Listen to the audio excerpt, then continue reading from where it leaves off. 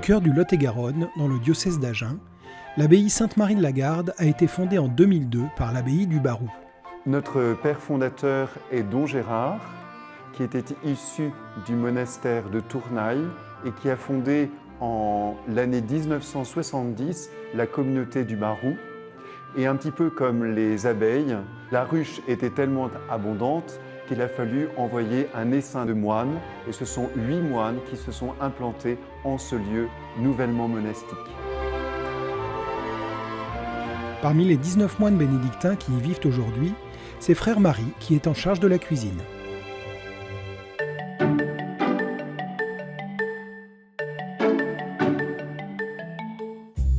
Bonjour à tous, je vous accueille à l'abbaye Sainte-Marie de la Garde.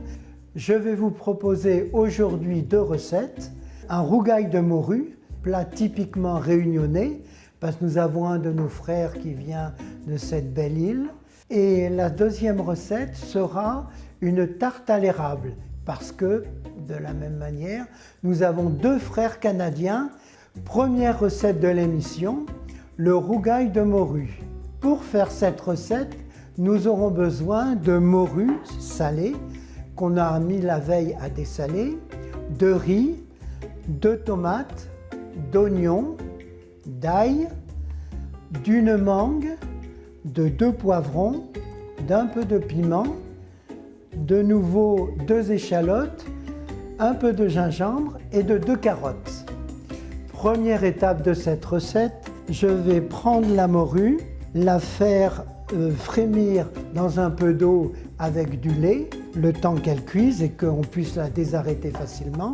En même temps, le riz, je vais le cuire dans un cuiseur asiatique pour lui conserver tout son goût. C'est un riz asiatique aussi. Pendant que le riz et la morue cuisent, il faut que je prépare les légumes. Cette recette, comme je vous l'ai dit, nous a été transmise par le frère dont la maman, en le visitant, nous avait proposé de faire un plat typiquement réunionnais. Vous savez, la Réunion est une île où beaucoup d'ethnies se côtoient. Chaque peuple, chaque tradition a ses richesses et peut la partager auprès des autres. Alors, ça fait maintenant 43 ans que je suis rentré au monastère, ce qui fait que j'ai un fonds de recettes qui revient régulièrement et que je peux enrichir justement par des venues de gens qui nous proposent de partager leur savoir-faire.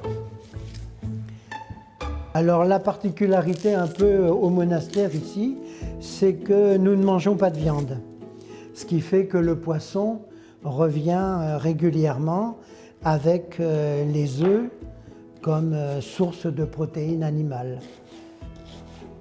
Par contre, quand nous avons une journée que tous les frères passent dehors à faire du bûcheronnage ou d'autres travaux en fonction de la saison, par exemple la récolte des noix, eh bien à ce moment-là, il nous est concédé de pouvoir manger un peu de viande. Et comme nous avons bien lié amitié avec des chasseurs qui sont proches du monastère, régulièrement en saison, ils nous offrent de leur gibier, donc du sanglier, du cochon ou des chevreuils que j'ai appris à cuisiner avec eux. Une fois les légumes coupés finement et le gingembre écrasé au mortier, Frère Marie effeuille la morue dans une poêle et la fait revenir à feu vif à l'huile d'olive avec les légumes pendant une vingtaine de minutes jusqu'à évaporation du liquide.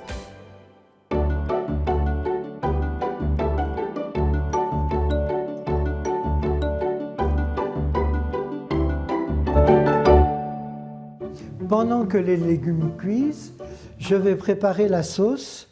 Alors pour ça, comme dans toutes les recettes asiatiques, il faut que ça soit découpé le plus finement possible. En fait, on a un de nos pères dont la grand-mère est chinoise et nous disons pourquoi ? Eh bien en fait, c'est parce que dans ces pays-là, surtout la Chine, n'existe pas des grandes forêts. C'est pour ça qu'en cuisine asiatique, tout est finement émincé pour que ça soit cuit rapidement et sans utiliser trop de combustible. Dans la recette, il est recommandé d'utiliser une mangue qui ne soit pas mûre, qui soit bien ferme pour pouvoir être détaillée très finement. Alors quand elle est bien ferme, on peut le faire à l'économe, et sinon, vous voyez, on peut très bien aussi au couteau arriver à faire des fines lanières. Les petits piments sont du potager, parce que nous avons la chance d'avoir un potager conséquent qui nous permet en saison d'avoir tout ce dont nous avons besoin comme légumes, tomates, poivrons, pommes de terre, ail, oignons, haricots verts, salades, choux maintenant.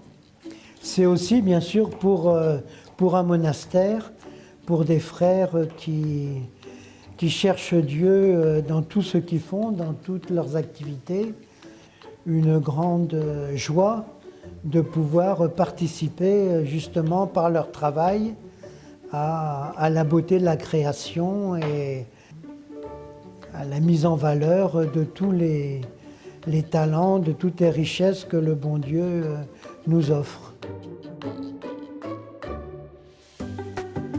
Frère Marie ajoute aux légumes 4 cuillères à soupe d'huile et 2 cuillères de vinaigre. Puis il fait reposer la sauce 24 heures au réfrigérateur en la remuant de temps en temps pour qu'elle dégage ses saveurs. Il la sert ensuite comme un condiment pour accompagner la morue.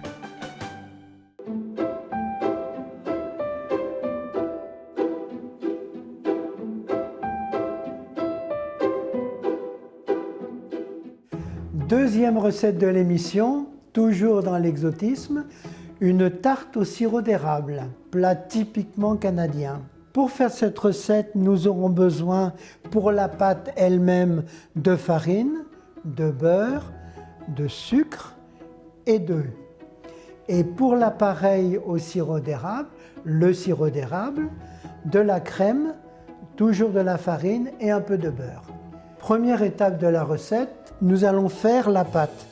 Donc la farine déposée dans le cul de poule, le sucre, d'abord les poudres, comme dans toutes les pâtes, le beurre pour sabler la pâte.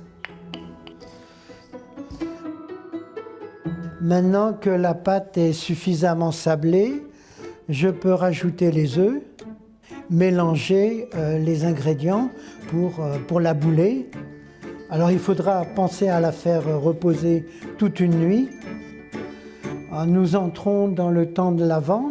L'Avent au monastère sur le plan culinaire, c'est d'abord des jours de jeûne, les mercredis et les vendredis. Un petit déjeuner qui est bien raccourci.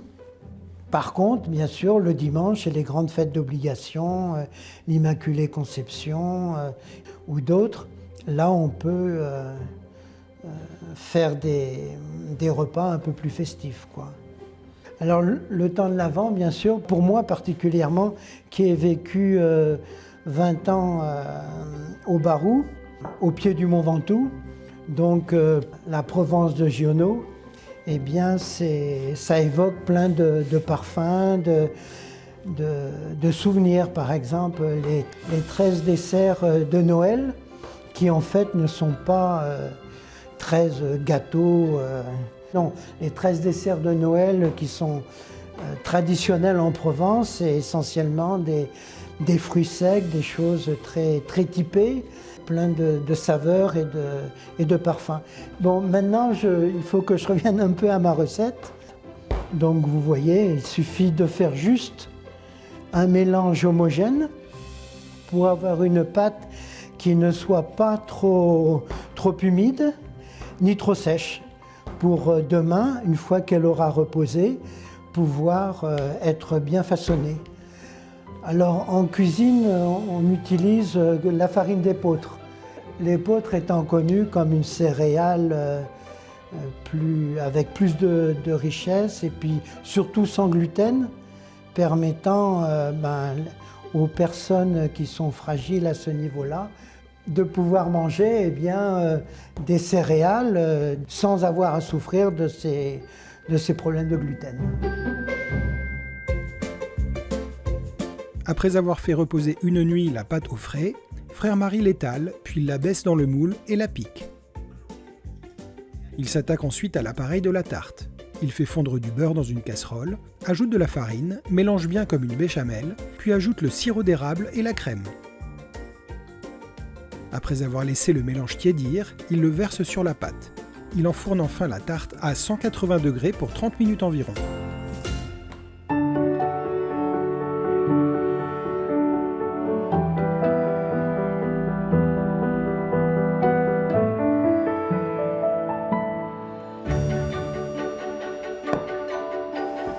Voilà, notre menu est terminé avec le rougail et la morue, les légumes épicés et pimentés et le riz asiatique avec la tarte au sirop d'érable encore chaude que je viens de sortir du four. Et je vous souhaite un bon temps de l'Avent pour cheminer vers Noël et je vous dis bon appétit.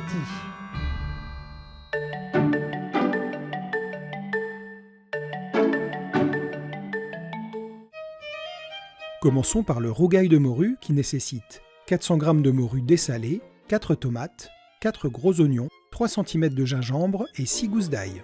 Et pour la sauce pimentée, 2 poivrons verts et rouges, 2 carottes, 1 ou 2 piments rouges, une mangue encore un peu verte, un oignon ou quelques échalotes. Préparez la sauce la veille. Pour cela, coupez les ingrédients le plus finement possible, en lanières avec un économe ou en dés. Ajoutez 4 cuillères à soupe d'huile et 2 de vinaigre. Laissez macérer 24 heures au frais en remuant plusieurs fois. Faire cuire la morue dans de l'eau et du lait frémissant environ 20 minutes. Hachez finement les tomates, oignons, ail et gingembre, puis écrasez ce dernier au mortier. Faire revenir la morue et les légumes à la poêle jusqu'à évaporation des liquides. Servir le tout avec du riz asiatique. Passons à la tarte au sirop d'érable, pour laquelle il vous faudra, pour la pâte, 220 g de farine, 3 œufs, 40 g de sucre glace, 100 g de beurre et une pincée de sel. Pour l'appareil, 80 g de beurre, 75 g de farine, 320 g de crème et 50 centilitres de sirop d'érable. Faire la pâte la veille. Mélanger les poudres, puis sabler avec le beurre mou. Incorporer les œufs, détendre au besoin avec un peu d'eau. Laissez reposer la pâte au frais, puis l'étaler dans le moule et la piquer.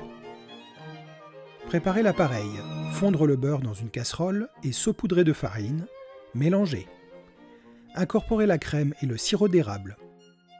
Cuire en battant comme une béchamel. Retirer du feu et laisser tiédir. Verser l'appareil dans la tarte et cuire à 180 degrés 30 minutes environ, puis laisser tiédir avant de découper. Votre menu est prêt, bon appétit!